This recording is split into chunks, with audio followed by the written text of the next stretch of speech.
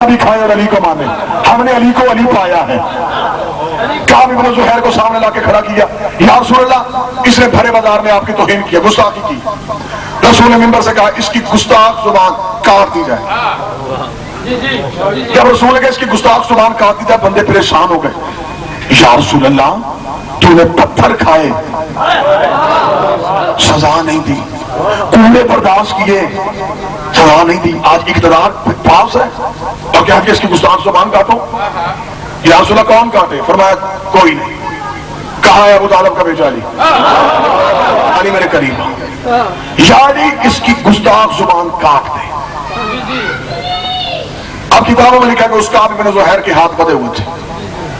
جتنے شیعہ سنی بیٹھو دیکھنا کہ احترام رسالت کیا ہے اور نبی کی بات ہر کسی کی سمجھ میں آتی بھی نہیں ہے. اس کی گستاخ زبان کاٹی جائے. علی نے اس کے ہاتھ پکڑے, مسجد سے باہر لے گئے. صحابہ کا رش علی کے پیچھے. مسجد کے باہر آ کے علی نے اس کے ہاتھ کی رسیاں کھولنی شروع کی. اس کے ہاتھ کی رسیاں کھول کے علی نے اس سے پوچھا تیرے پاس کوئی سواری ہے؟ یا علی کوئی نہیں. کب وہ سامنے مسجد کے دروازے پہ میرا اونٹ باندھا ہوا ہے, اس پہ بیٹھ اور دوڑ جا. اس اونٹ پہ بیٹھ اور دوڑ جا. اور پریشان کے رسول نے کہا زبان کاٹ, اور یہ کہہ رہا دوڑ جا. یعنی میں دوڑ جاؤں؟ مولا علی کا لفظ اگلا یہ تھا یہ ہجوم تجھے قتل کر دے گا, جلدی بھاگ یہاں سے. یہ اونٹ پہ بیٹھا دوڑ گیا. صاحب آگے ہوئے, علی نے دونوں ہاتھ بنائے, خبردار نبی نے مجھے کہا ہے تمہیں نہیں. جب اونٹ نظروں سے اوجھل ہوا بندے رسول کے پاس ہے, یا رسول اللہ حد ہو گئی علی سے پیار کی, یہ ہے علی سے آپ کو پیار. آپ نے گستاخ زبان کا, علی نے بندہ دوڑا دیا.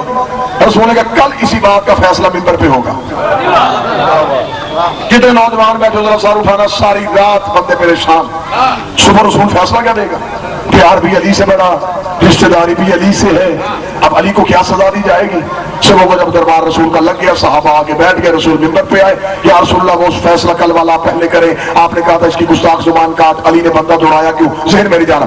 یا رسول اللہ آپ نے کہا تھا گستاخ زبان کاٹ, علی نے اس بندے کو دوڑایا کیوں؟ رسول نے کہا کہاں ہے علی؟ علی قریب ہے. ابھی علی منبر کے قریب تھے, ابھی علی نہیں بولے تھے. یہ طریقہ نہیں وہی کعب بن زہیر جسے کل علی نے آزاد کیا تھا. وہ مسجد کے دروازے پہ آ گیا, صحابہ کی صفوں کو چیرا, سیدھا رسول کے قریب, رسول کے قدموں کو چوم کے یا رسول اللہ میں ساری رات سویا نہیں, ساری رات مجھے نیند نہیں آئی, میں ساری رات تیری شان میں نعتیں لکھتا رہا ہوں, میں ساری رات تیری شان میں قصیدے لکھتا رہا ہوں. اگر تجھے میں وہ نعت سناؤں, نعت میں نے تیری شان میں لکھی ہے. رسول نے منبر چھوڑا, صحابہ کے قریب آ کر تم نے اور علی میں یہی فرق ہے. میں نے کہا تھا اس کی گستاخ زبان کاٹو, اس کی گستاخ زبان کاٹو.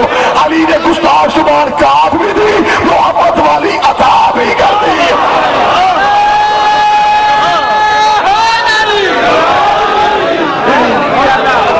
مجھے بول کے بتا جو گستاخ رسول کو عاشق رسول بنائے. جو اپنی کتابیں اٹھا کے دیکھو, جتنی دیر کعب بن زہیر زندہ رہا, بیت المال سے نبی نے اس کا وظیفہ مقرر کیا کہ تو نے کرنا کچھ نہیں, تیرا صرف ایک ہی کام ہے, تو نے مسجد میں بیٹھ کے ہماری نعتیں لکھنی. اگر اسے اس وقت قتل کر دیا جاتا, آج کعب بن زہیر رضی اللہ ہوتا. کس بندے کے پاس ایک اختیار ہے کہ وہ اسلام کے نام پہ یوں گردنیں کاٹے, لیکن پہلے یہ طے کرو کہ احترام رسالت ہے کیا, معیار رسالت ہے کیا, مقام رسالت ہے کیا.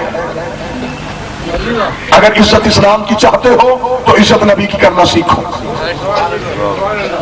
ختم کرو یہ قصے, ختم کرو یہ کہانیاں, ختم کرو یہ لٹریچر سے واقعات کہ ہمارا نبی 40 سال کے بعد نبی بنا, جبریل نے آ کے پڑھایا. اگر جبریل نے نبی کو پڑھایا تھا اور جبریل نے آگے اقرا پڑھ, میں تجھے پڑھاتا ہوں اور تو پڑھ, اور رسول نے نعوذ باللہ کہا میں پڑھنا نہیں جانتا اور جبریل پڑھاتا رہا, یا تو پھر اپنا عقیدہ بدلو یا پھر درود تاج بدلو. درود تاج میں آپ کیا پڑھتے ہیں؟ اللہ عاصمہ و جبریل خاتمہ. جبریل تیرا نوکر ہے, اگر جبریل نوکر ہے پھر نوکر کی ضرورت کیا کہ سردار کو پڑھائے.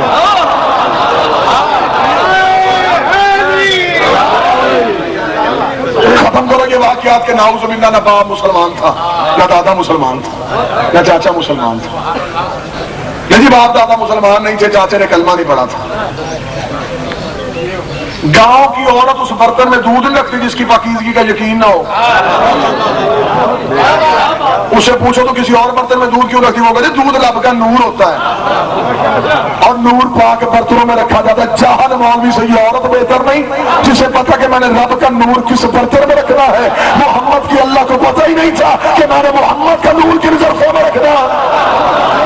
अली हक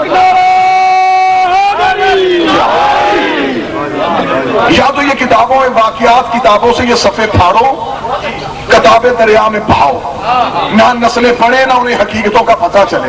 खुद आपने अपनी किताबों में लिखा कि जब अबरहा खाना काबा को गिराने के लिए आया तो उसने रसूल के दादा हजरत अब्दुल मुत्तलब के ऊंट पकड़ लिए। हजरत अब्दुल मुत्तलब ने अबरहा के दरबार में जाके कहा मेरे ऊंट कहाँ है।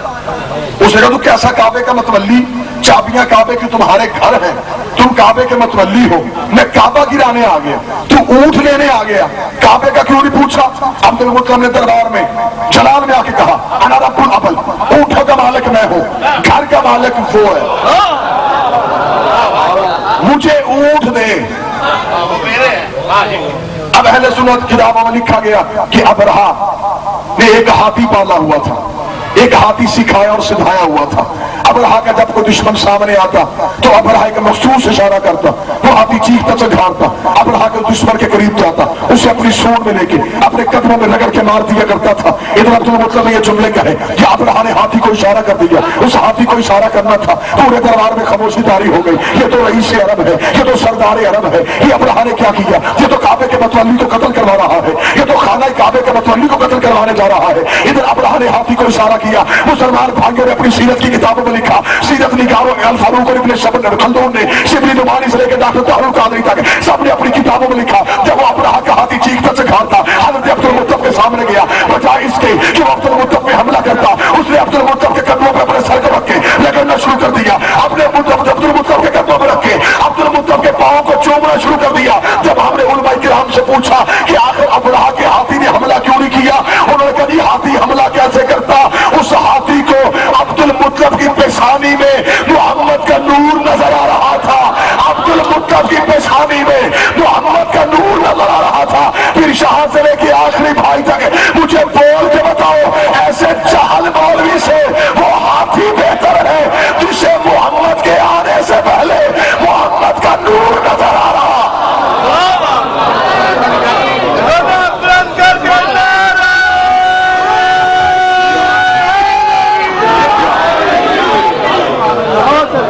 अबरहा के हाथी को पता चल गया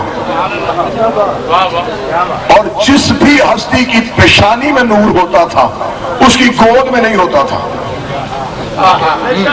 आदम की पेशानी में नूर था, गोद में नहीं था। जनाब शीस आए, नूर गोद में चला गया पेशानी से निकल के। पूरी आप हिस्ट्री पढ़ के देखें नबी के नूर की, जिसकी पेशानी में था उसकी गोद में नहीं था। इब्राहिम की पेशानी में नबी का नूर था। जब हजरत इस्माइल पैदा हुए नूर मुंतकिल होकर इस्माइल की पेशानी में आ गया। अब इब्राहिम की गोद में था, पेशानी में नहीं था। भौंकने वालों अली के बाप पे क्या कहने अबू तालिब तेरी इज्जत के। एक दिन अबू तालिब मक्के के बाजार में आ रहे थे, एक बंदे ने सामने आके कहा अस्सलामु अलैका या ज़ुन्नुरैन, ऐ दो नूरों वाले तुझ पे मेरा सलाम। वो दो नूर कौन से थे? गोद में मोहम्मद का नूर था, पेशानी में अली का नूर था।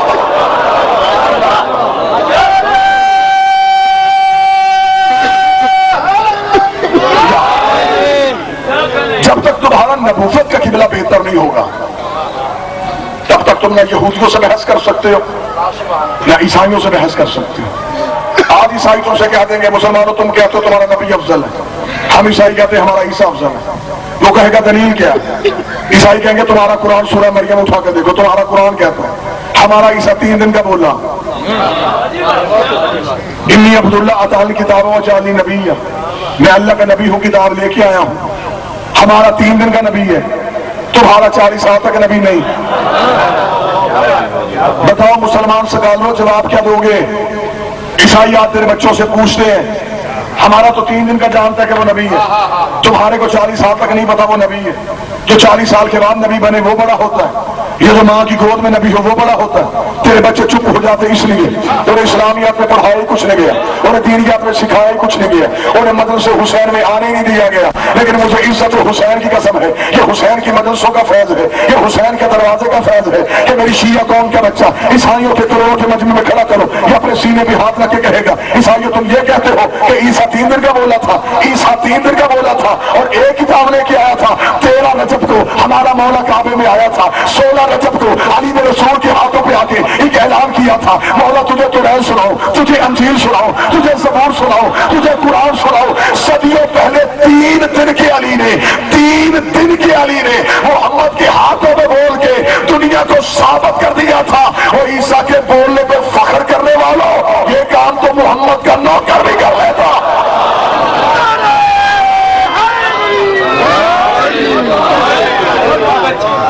اپنا لٹریچر بدلو، اپنا نصاب بدلو، اپنی پاکستان ٹیلی ویژن میں عشاء کی اذان کے بعد ہونے والی دعا بدلو۔